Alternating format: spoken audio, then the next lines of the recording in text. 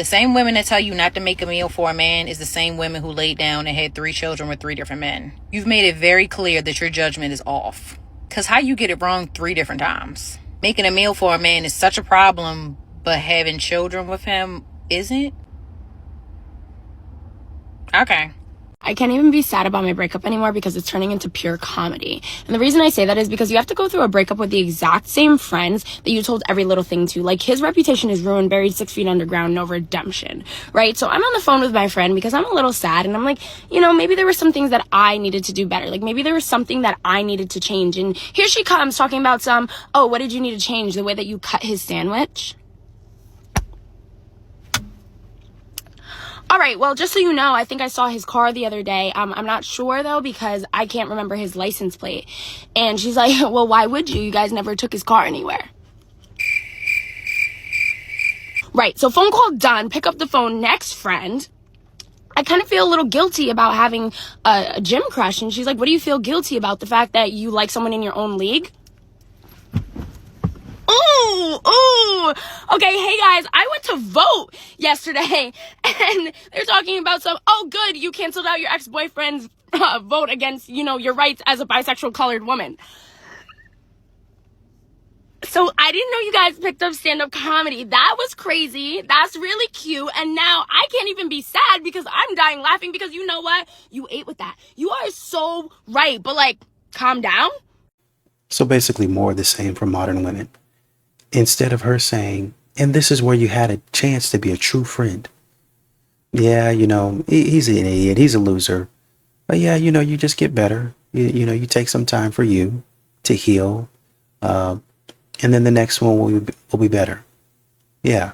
Let's go out. Right. But, go to therapy. I'm here for you if you ever want to talk about anything. But yeah, we all make mistakes in relationships. The point is to, forget about him. Whatever he does, forget about that. But for you, you focus on you. You get better. You figure out what it is that you can improve on. And yeah, like I said, I'm there for you. I'm going to be here for you. But instead of doing that, you decided to drive all the way by accountability and not even say, you know what?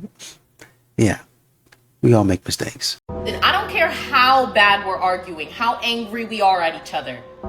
Let that B word come out of your mouth. See how quick shit goes south. Wait a minute. You let your boyfriend call... I hardly let a man call me on my phone, let alone the B word. The B word? Capital B rhymes with glitch? Y'all niggas make my ass itch. Toodles. Nothing's going to happen. There's no threat of danger. There was a woman in the comments that said, my boyfriend in 4 years called me that, so we broke up, because absolutely not. Exactly. Break up with him. Because this talk of violence, don't do that. Save yourself. The moment I stopped trying to get my husband to understand me, everything between us changed. In my relationship, 16 years together, 13 married, there were needs that I kept naming. Real ones. Emotional closeness, partnership, depth, consistency, effort that matched the life we were building. And every time I brought it up, he'd say the same thing. I don't know how to fix it. And for years, I tried to help him understand what I needed and why it mattered. This is where the detachment really started. I broke it down calmly. I broke it down emotionally. I broke it down logically. I broke it down with examples. Girl, I could have turned it into a whole PowerPoint presentation. He still wasn't going to get it. Because the issue wasn't clarity, it was capacity. And I didn't want to admit that yet. So yes, I regressed numerous times, more than once. Because hope is a hell of a drug, and women are conditioned to think that maybe if we just explain it better, they'll finally show up. But every time he said, I don't know how, and then did nothing to learn how, a tiny piece of my attachment loosened. Not because I wanted it to, but because reality was louder than my explanations. That's the part nobody teaches us. Detachment isn't cold, it's clarity. It's the moment you realize you're arguing with a locked door. You keep turning the knob, hoping one day it magically opens and all you get back is silence. Detachment happened when I stopped expecting the door to open. When I stopped waiting for the man I love to wake up one morning with emotional literacy, curiosity, effort, or even the desire to meet me where I'd been standing for years. Once I let go of the expectation that he'd get it someday, detachment followed like an exhale. I wasn't angry. I wasn't bitter. I was just done investing in potential. I stopped needing him to change so I could feel valid in seeing the truth. And once I didn't need anything from him, not understanding, not accountability, not effort, neutrality showed up. Not fake peace, not spiritual bypassing, just me finally done doing emotional labor for two. That's what detachment actually looks like. It's not an attitude. It's not punishment. It's not acting like you don't care. It's a woman finally resigning from a job she should have never been given in the first place. And if that's where you are right now, not unloving, just done negotiating with reality, the detachment workbook will help you organize everything that's surfacing so your peace doesn't feel like a balancing act. It'll give your thoughts somewhere to land and you a way to come back home to yourself. The link's in my bio if you need it. You know, a lot of this, and this is not to say that, you know, men can't be jerks, and maybe he did say that, but a lot of times they use emotional curiosity. I mean, just making up words, emotional curiosity, emotional literacy. I get where you're coming from. I really do. Once again, we get on the level of thinking that we're more superior than men are, and you're really not. When he says, well, I really just don't understand it, that might have been, well, I broke it down like this, I broke it down like that. And we know modern women aren't really good at communication. So what they think they're doing versus what's actually happening is something that we actually need to study. One of the comments said, I knew it got bad when I asked God for my husband to cheat on me, just so that, you know, I would have a reason to leave him. Interesting. Yeah. It's not so superior. I really do wish I was one of those people that were like, I'm just going to stay silent and move on. There is just so much power in keeping my energy. Man, I'm going to blow the fuck up. I'm going to blow this bitch up. I'm going to crash the fuck out every single time. Every single time. Oh my God, I try to pray it away, but I am so full of vengeance. I'm about to teach you a lesson. I think people think that when I'm saying what I need to say, getting shit off my chest, that I want to be understood. I don't want to be understood. This is the calm before the storm, before shit get violent. You know what I mean? I want people to know where they stand. So the day of my funeral, when you get jumped by my siblings and my cousins, you know, what was that for? They know what the fuck you did. That's what the fuck that was for. Right? I told them. And they carried it out for me. Those were my last wishes. So basically, even in your death, you ruined somebody else's life. Like you probably ruined that person that you're crashing out on. So you're ruining everybody else's life all around and causing chaos, which quite honestly is what we expect from modern women. So great way to keep the trend going. I'm about to say some controversial shit. Some men and women that comment on my videos talking about we need to love our men more. Why do we pour so much energy into men? Why do we, bitch, fuck them.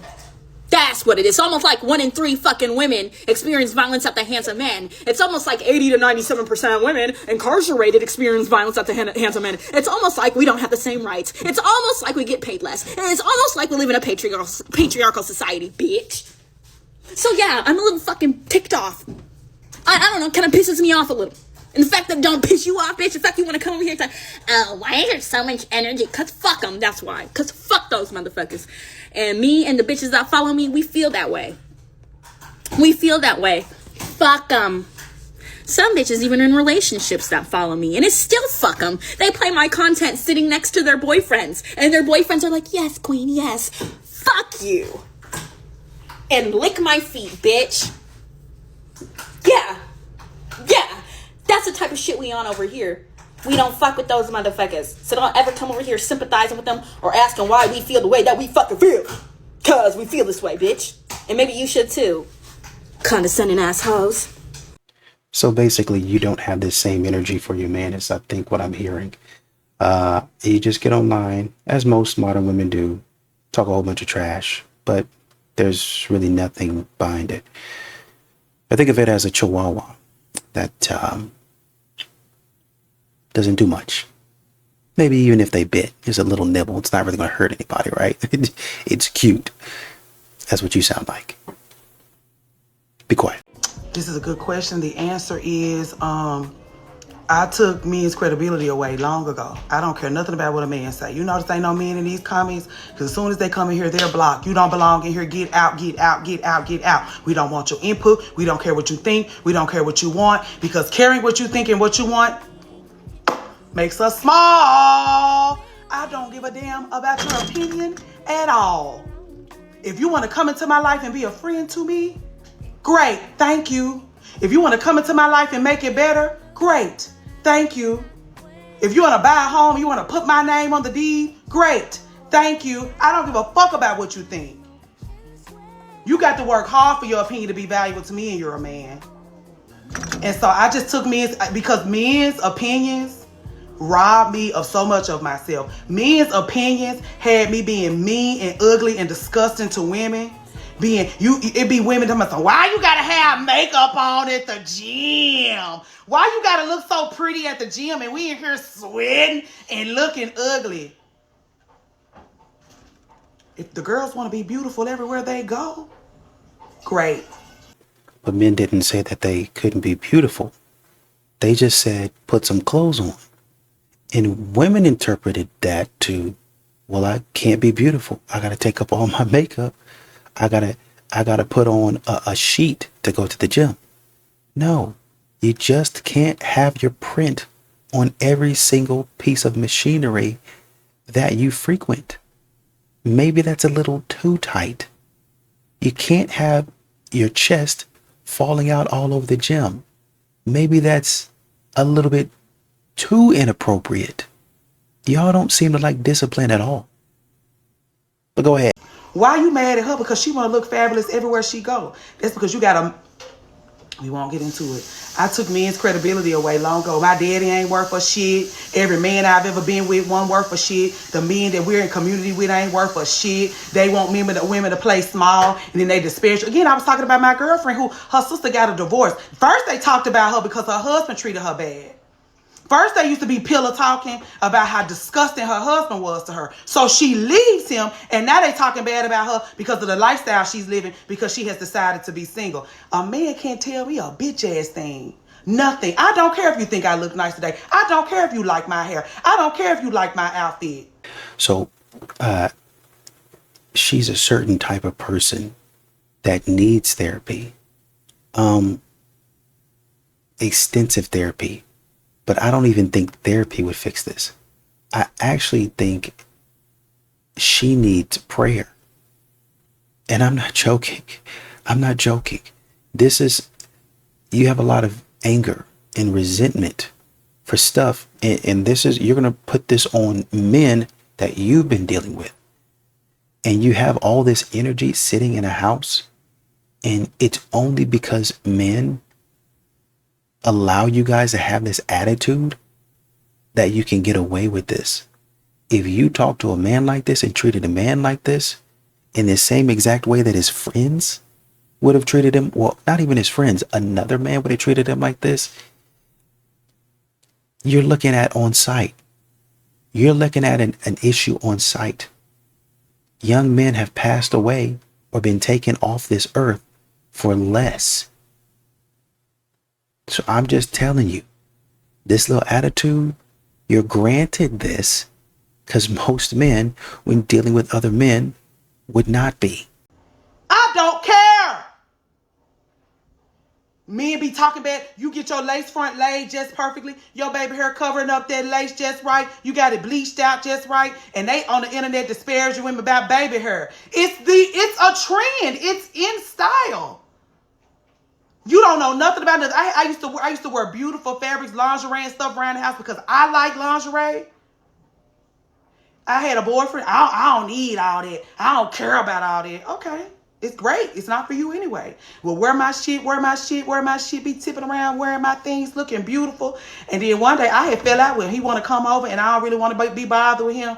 But because these are the things that I'm supposed to do, make myself small to accommodate a man, you want to come over and be up under me. I really don't want to be bothered, but you want to come over anyway. So I didn't put my things on because I don't feel like being bothered.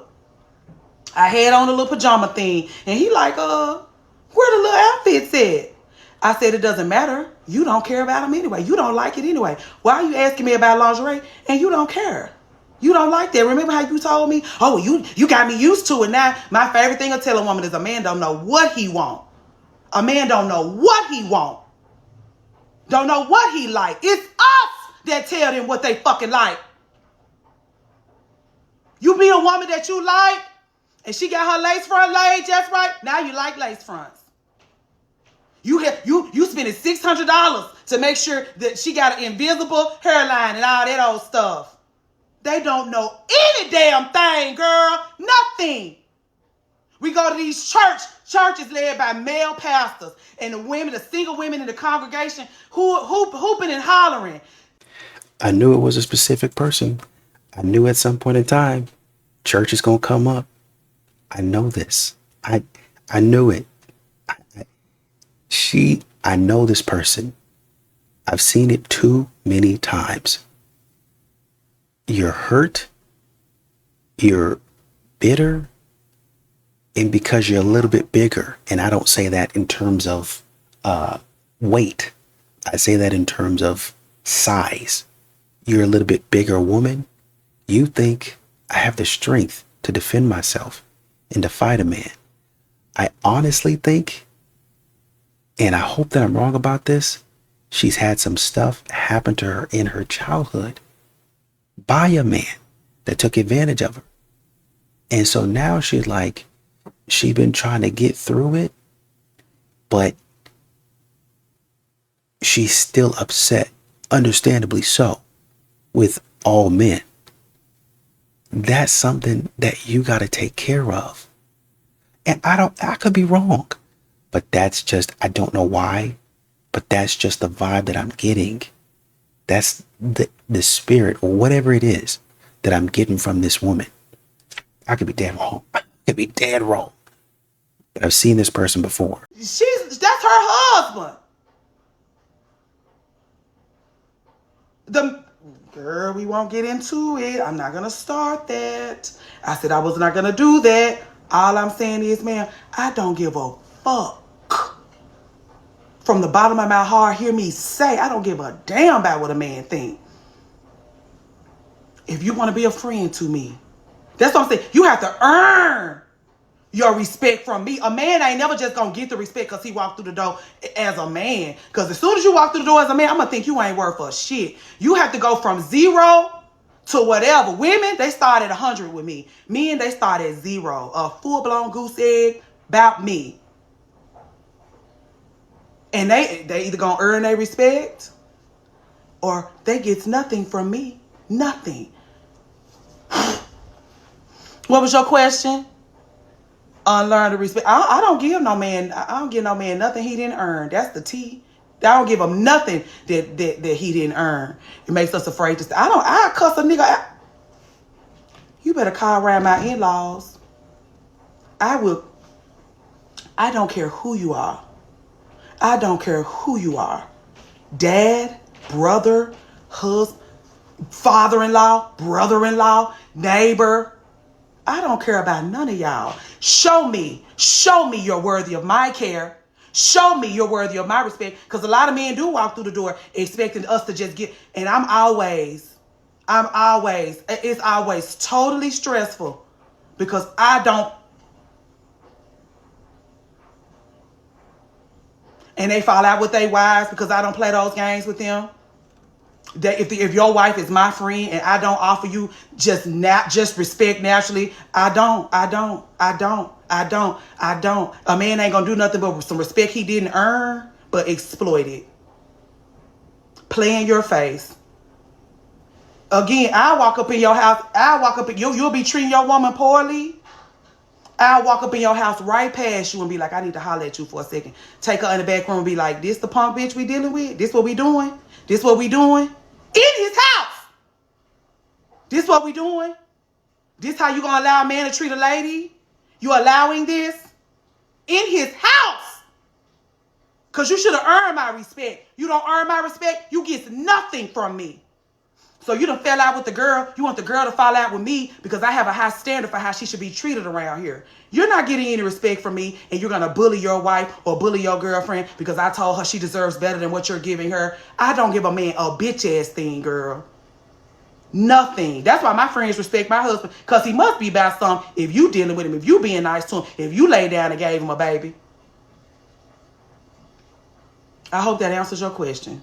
Welcome to episode 4 of Things I Wish 20-year-olds Knew About Dating. Starting off strong at number 1, it took me several years to get to a point where I had fully decentered men, but I knew I was healed when one year I made a vision board and nowhere on it was getting married or meeting a man. It was all about getting money. Number 2, romance was made by men who were broke to convince women to give them a chance. Because nobody's more in love than a guy who needs a place to live. Unlike me, a lot of you who are screaming 4B and claiming that you've decentered men, you've only decentered men because you can't find a decent one right now. As soon as you find one, you're going to make him your whole entire life. You're afraid to break up with him because you think he's going to treat the next woman better.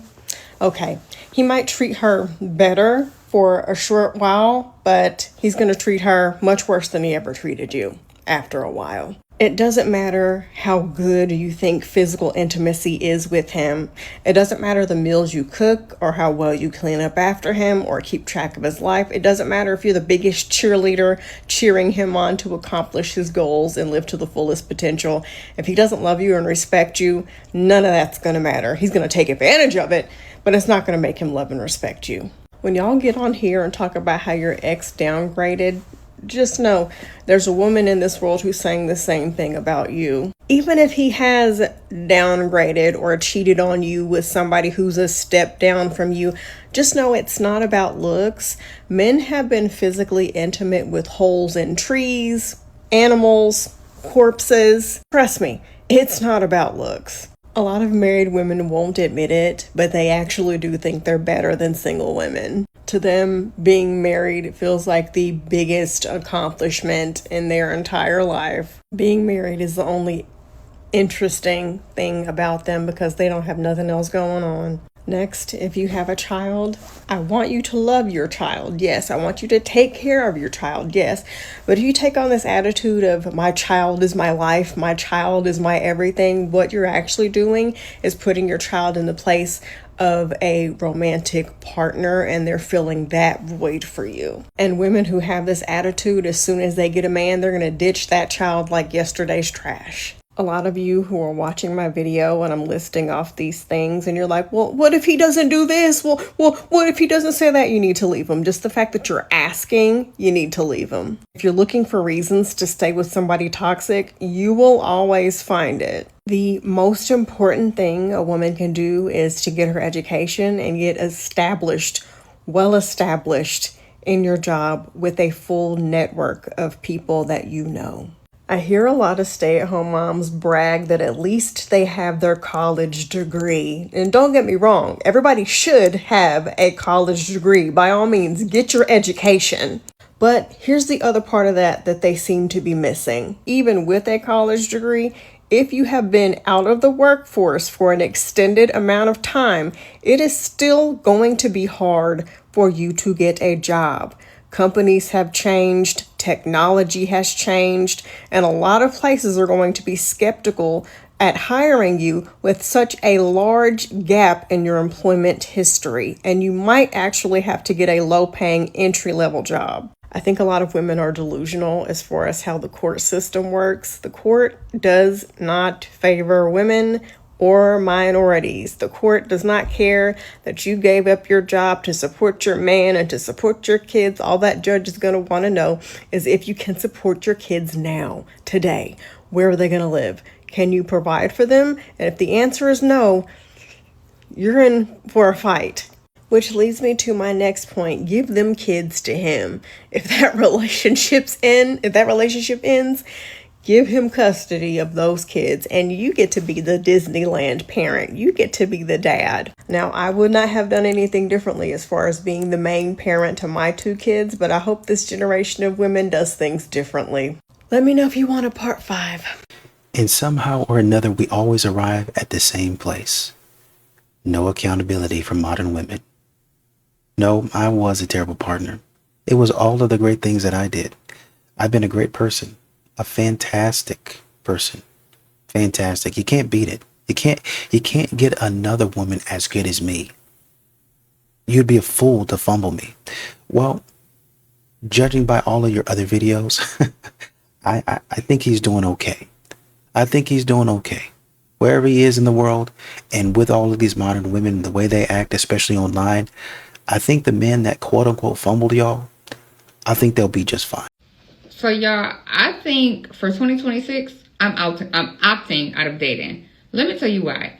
So I'm a 32-year-old professional. I'm a PA. I have my doctoral degree. I'm single. I don't have any kids. I have 2 dogs. Whoop-de-doo. Who cares about that? When I say there is boo-boo in the dating pool, there is truly boo-boo in the dating pool, and I'm honestly over it. The longer that I'm single, the more that I don't tolerate. These men come half-assed. I read a quote on here, or a comment, or a video, I can't remember, but it said something along the lines of, a phenomenal man is just an average woman. These men come half-stepping out the gate. I had a man ask me on the first date to a spot called Right Spot here in DC. Right Spot is a hookah lounge that is loud, it's ratchet. I go there to have fun. I go there to take shots. Why do you think that we're linking at somebody's right spot? Have you lost your mind? And like, honestly, as time goes on, it's truly like, what is a man to have at this point? Like, do I aspire to have like romantic companionship and have a romantic partner? Yes, but in the same breath, I'm not just settling for anything. And I feel like a lot of these men know that women are desperate at this point to have a man, and they're playing off of that. Why are we meeting and you're asking me, can I cook? No, I can't even boil hot dog water. Why are you asking me? Can you build a house? Can you fill up my bank account? Like, why are we asking gender role stuff? Like, what happens to getting to know each other? This man literally asked me, what are your toxic traits? You need to get off the phone. You need to stop watching those red pill, blue pill podcasts, because what are you talking about? What are my toxic traits? What happened to, what do you like to do? What's your favorite movie? What's the last book you read? Are you watching anything interesting on TV? What happened to those things and getting to know each other? So the more and more that I'm observing, these men, they want living maids. I'm not going to be Molly the maid. No, I can't cook. No, I'm not washing your clothes. No, I'm not doing those homely things. Why are you asking me that and we getting to know each other? Absolutely not. And I'm honestly tired of it. I had somebody write me on Hinge, like we've never had a conversation before, and he was like, honestly, because I said on my Hinge, don't ask me on no coffee date. I stand by that. I will die by that. I'm not going on nobody's coffee date, point blank, period. I don't care who you are. I'm not the woman for you. He's like, guys ask women this because they're trying to find out if the woman is an effing headache. You know, it's a risk game with men too. You seem like a lovely human being though. How are you doing? Who are you talking to? Why are you cussing at me? We don't even know each other. It's like the men don't even know how to talk to women. They don't add anything. You're not doing anything to make my life easier. And the women that I do see cohabitating with men, or for the most part, I don't want to say they're not happy, but they definitely cleaning, they definitely washing, they definitely still having to work and do all of the things. And then, what are you here for? I could do this by myself. I could be better by myself. And I don't want to say that I'm jaded. And, you know, I wish I could be a lover girl, this and the third, but you can't even be a lover girl to these men. Only people who deserve love are women and babies. All you can do is respect the man at this point. So, until, like, somebody comes and, like, sweeps me off my feet, and I mean with all of the things, baby, and be consistent with it, honest with it, this, that, and the third with it, I'm good on it. Count me out. I'm not, let's wrap it up, because it ain't happening, Captain.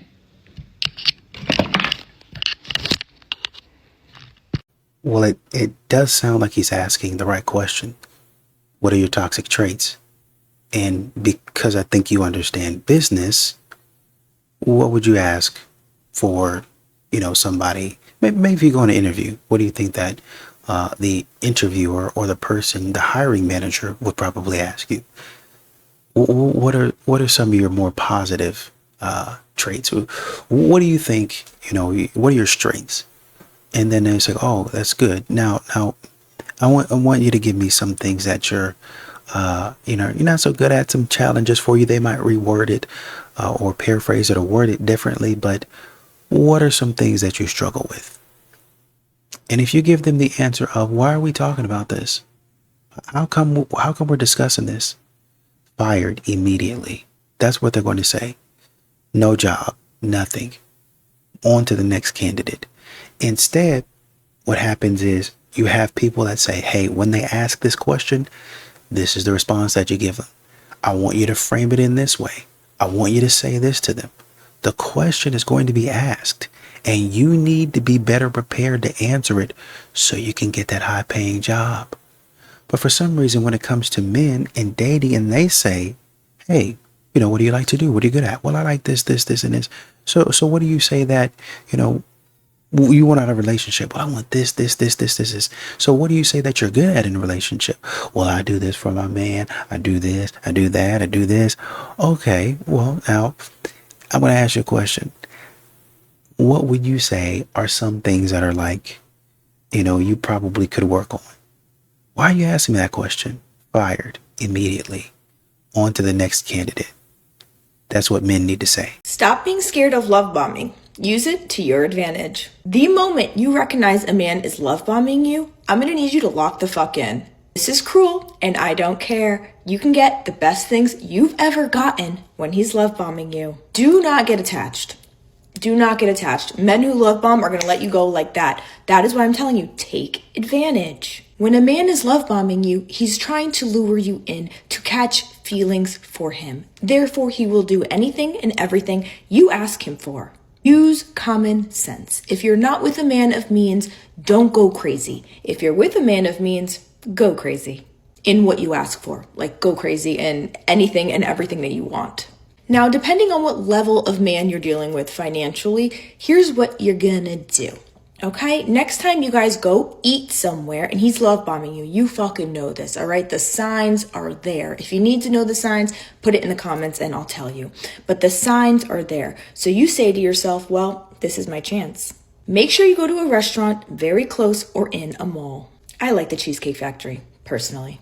They're always located in a mall. When you're done eating, very nicely say, oh, I actually really need to pick something up, and walk around said mall. I don't give a shit if you actually need something. Hopefully, in fact, you don't. We're going for wants here, not needs. Walk into some stores, pick some things out, hold them, talk about how much you like them, how much you're gonna look good in them, touch him a little bit, go to the counter. If that man doesn't immediately reach for his wallet, you say you forgot yours and you're out of there. But if he's love bombing you, he'll bust out that credit card. Believe you me. Works every time. Love you. I think the appropriate response would be, leave him alone. If he's trying to manipulate you like that, leave him alone. There's a woman in the comments that said, I got 3 months of free rent in my new apartment and he didn't live in. $11,000 of dental work, all of my furnishings and decorations of my choice for a new apartment, $300 hair straightener, 2 hair appointments, AirPods, and 2 Pandora rings. He cheated, by the way.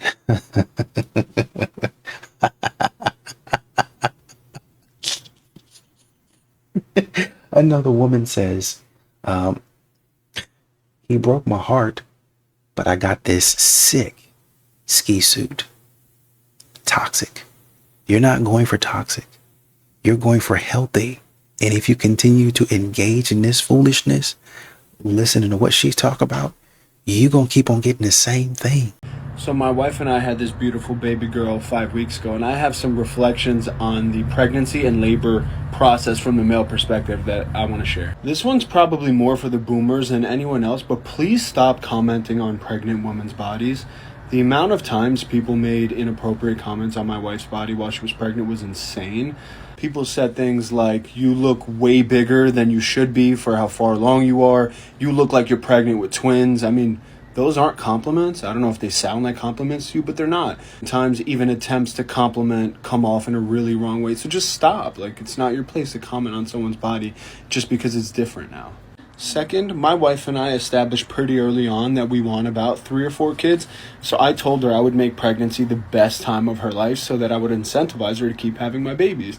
And I think so far it worked. And all I really did was be reassuring. I stepped out of like my logical, rational male mind and just sat with her, reassured her, listened to her when she had an impulse or she felt a certain way, comforted her when the baby wasn't kicking for a day, took her to the hospital when she needed it.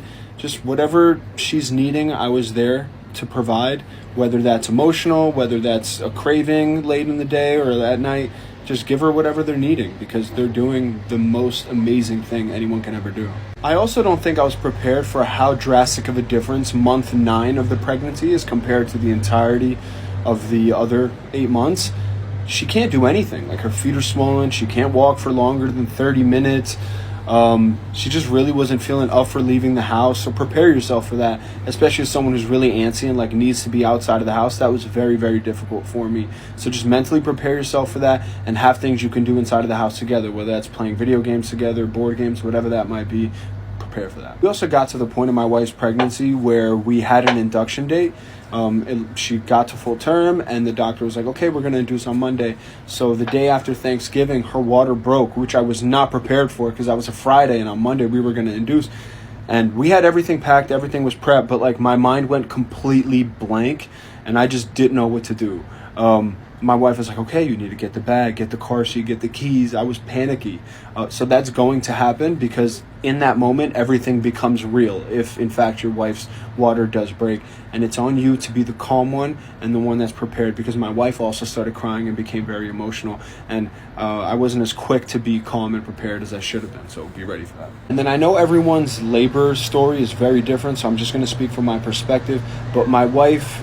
water broke at around 12. We got to the hospital around 12:30 and she ended up giving birth at around 9 p.m. So it was relatively quick. She went in wanting to do a natural birth, seeing how things would go. Around an hour into the contraction, she was like, this is completely unbearable. If you guys talked about a natural birth, don't judge her for making that decision. You're not the one feeling the pain. It is not your decision. You just support her through it. And then the epidural needle is really, really big, and your wife cannot move or flinch while they're giving it to her because there's a chance she might get paralyzed. So it is on you to be a very calming presence throughout that entire process. And it's going to start there, and you should continue being that rock, that foundation for her through the entirety of the rest of the pregnancy because it's scary. She's feeling things she's never felt before. Once labor starts, you're pushing, there's fluids, there's poop, there's blood, all different kinds of things are happening. And your wife might panic and be like, what's wrong? Because you can see you have a vantage point that she does not. She can't really see down there. I can see everything. I can see that she's bleeding really heavily, but it's on you to not freak out while that's happening. Just hold her hand and say, you're doing a very good job. If something was wrong, they would tell you, I would tell you, you're doing great. You might poop on the table and be really embarrassed, or some kind of fluid might squirt out and she might be embarrassed about that. It's just gently reframe and be like, hey, we're here to have the baby. This is completely expected, but it's on you to be grounding because if you react and you're shocked and you're shy or you're embarrassed, those things are going to rub off on her. She's in a very vulnerable emotional state. So I can't impress this upon you enough. Just be a grounding, supportive presence. That's really all you can do in that moment. And this should go without saying, but if you're one of those guys who brings like an Xbox or a PlayStation, you should be tar and feathered and paraded around the city because that's embarrassing. You need to grow up. But once the baby's born, you're going to probably spend a few nights in the hospital, and there comes a point where all the doctors and nurses leave the hospital room, and it's on you and your wife to watch that baby. And you're going to be like, what? You're entrusting us with this child? And your wife might want you to stand over the bassinet and watch her and make sure, or him, and make sure they're breathing. And that's exactly what you're going to do because she just pushed that thing out of her and she's scared. She doesn't know what's going on. She's feeling all different kinds of things, and it's on you to put that rational side of your brain aside and respond to your wife's needs because at this point she is tethered to that child. They are one. They're not two entities, even though it might look like it. The main thing you can do to support your child at that moment is to support your wife. Those are just some of the thoughts and reflections I've learned in the past 5 weeks. So if you have any questions, comments, or anything, just feel free to put them in the comments and we can continue this conversation. And, you know, I think it's important that you have these videos because you have women in the comments talking about, oh, a man that actually gets it, don't settle until this green flag is met. This feels like hope bait instead of rage bait. Somebody says, I'm so shocked he actually has a brain in a day and age like this. So it's really honestly and truly backhanded compliments, even though they're trying to say that, you know, hey, I really like this one. Oh, this one has a brain. You know, you're actually backhanded complimenting him, right? Somebody else says, this one can have a podcast. Somebody else says louder for the men in the back, that sort of thing.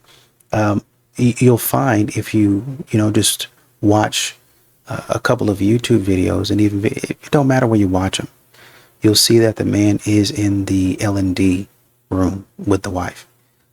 If she has a C-section, he's in there as well, and he's cutting the cord, and he's supporting his wife all the way through. You'll see a lot of men online supporting whatever birth, a natural birth. If you go into the hospital and they're doing the birth for you, if you want to stay at home and you want to have the birth in the tub or a pool that you've made, the men will document. I've seen men document this entire process. They get in front of the camera, they do their little cringeworthy whatever commentary, and then all of the focus is on her. Set the camera down and he'll go back in there, get in the tub with her and just be there, hold her, and just breathe with her. Oh, you're doing great. You're doing fantastic. This is excellent. A lot of men do that, but they don't get credit for it because modern women are thinking that no men do it, right? They're thinking that men don't actually do this. And he's sitting out by the lake in the sun, enjoying his time with his newborn, which a lot of men do. A lot of men do that. This is not something that's rare, quite honestly. Like I said, a lot of men do this.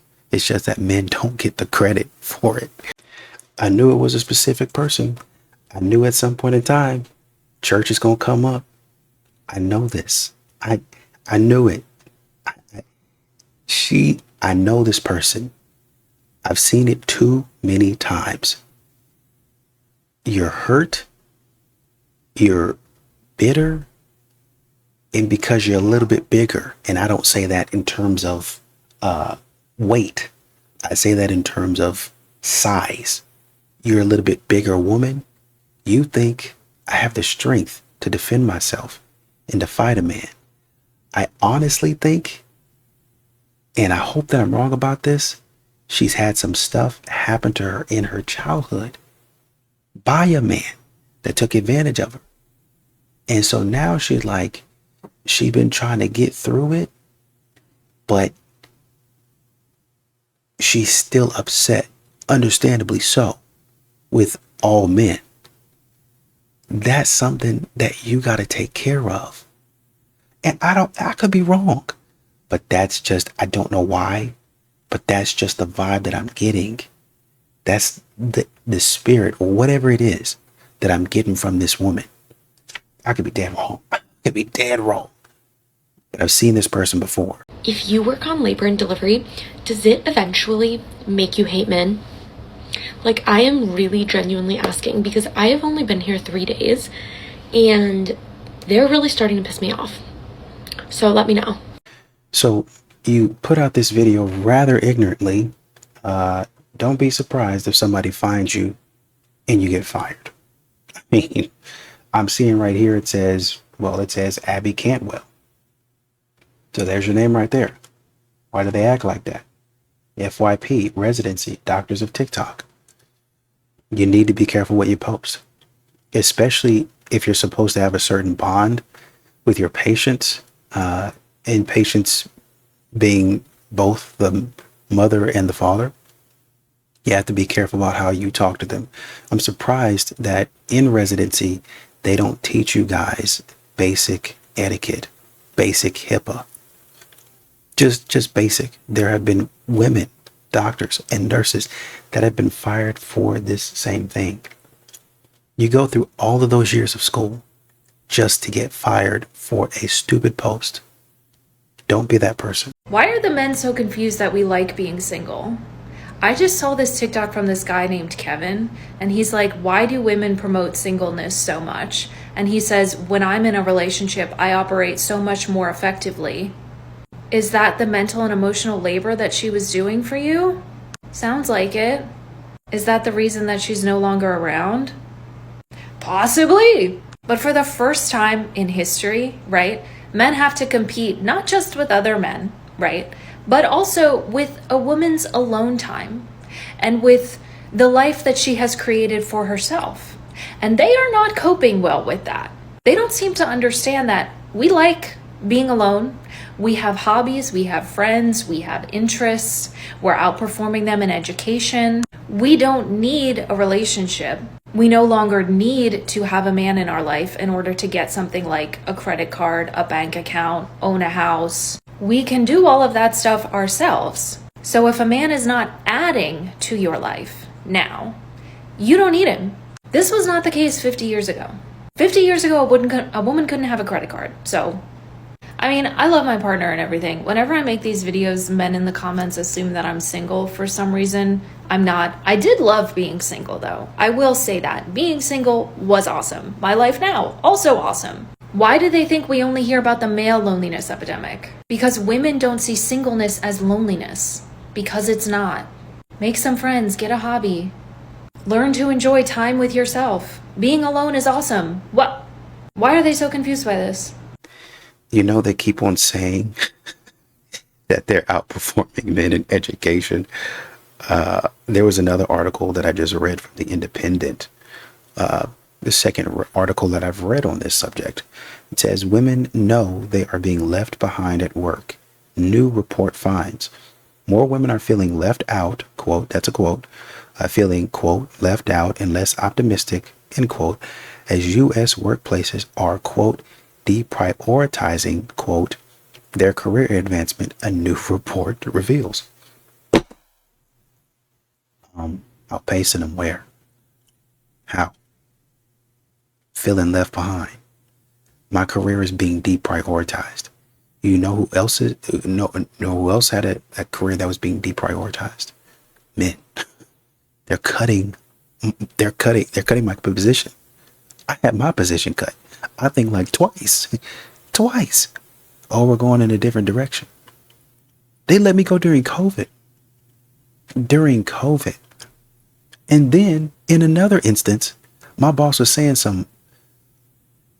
Let me be fair. My boss wanted me to find something in an Excel spreadsheet. And I believe I found it. But she's saying, well, the CEO, when I get in these meetings, the CEO is saying to me, basically, well, the CEO wasn't actually saying it. It was the senior directors is really what it was. Senior VPs and stuff like that were giving her a hard time. And essentially what they were doing when the CEO was like, what's up with these numbers? They would say, oh, well, we did X, Y, and Z. And they would make a whole bunch of excuses as to why they didn't do what they were supposed to be doing. And then they would throw it back on finance is what they would really be doing. They would throw it back on finance. And in my opinion, which is what I told her, I think you got to be a little bit stronger. I think you have to create a paper trail and say, no, we asked this question. We asked this region for this, and they didn't give it to us. So this is what we have. Now, if you would like to work with us to update the numbers, we will be happy to do so. But we haven't gotten much response. And these are the emails that we sent. She didn't want to do that. I want you to find what this issue is here and there. I would find it. I would say, hey, this is where this is coming from. No, tell me precisely this, and this. Right? This is the answer that you're looking for. You're just looking for something that's like a got you. It's infallible. And nothing is ever, especially in finance, nothing is ever really infallible. Right? Somebody might have a different way of computing things and they bring their argument with you. Right? So it really don't matter. So me and her, got into a back and forth about that. And of course, when you arguing with the boss, she gonna be like, well, we gotta let you go, right? So twice now, I've been, well, let go and then position yourself. Okay, we gotta get you up out of here. But guess what a man has to do? Figure it out.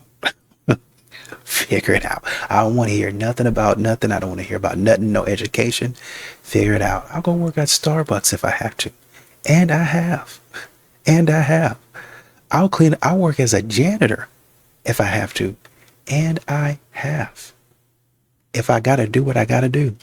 So no, this thing about, oh, I feel left behind and I feel like I'm being deprioritized and my career is being deprioritized and men are on the prowl to get me. It's not true. It's not true. You're not doing anything. I say all that to say you're not doing anything special. Even though that it don't matter how many times you say it, you're not doing anything special. This report tells me you're not leading in any type of education. You might be leading in going to college, but what you do with that education is really what matters. Y'all aren't outpacing men in really honestly anything but running your mouth at the end of the day. That's really it. The man asked, hey, he said, well, why do you guys prioritize it? Why do you push it so much? I feel like I'm effective and efficient in a relationship. Well, it's probably because the mental load. There's no mental load. There's no mental load. There was a woman talking about how the man she was with was paying 75% of the bills. They were a boyfriend and girlfriend, by the way. 75% of the bills. And she was upset that the man would not pay. I think they were supposed to go somewhere and he wouldn't pay for her to go. And the reasoning was, well, I got my spending money. No, that's what it was. There was a wedding that was happening. I think it was her sister's wedding or something like that. She had spent all of her money. She would always have a zero balance credit card debt at the end of the month, always. And that man would always save his money. Mind you, once again, he was paying 75% of the bills. 75% of the bills in that house. She didn't have enough money to go to her sister's bachelorette party. And he wouldn't give her the money to do so. So she got mad, went and told her sister, oh, he's doing this to me, he's doing that to me. So you're telling me that's not emotional labor? You're telling me that a man paying 75% of the bills and then having to be responsible for her bad attitude and bad habits, you're telling me that men don't have to do that? In a relationship now, in a relationship, y'all act like y'all are the only ones, quote unquote, babysitting somebody. Y'all act like y'all are the only ones. Stop talking. Be quiet.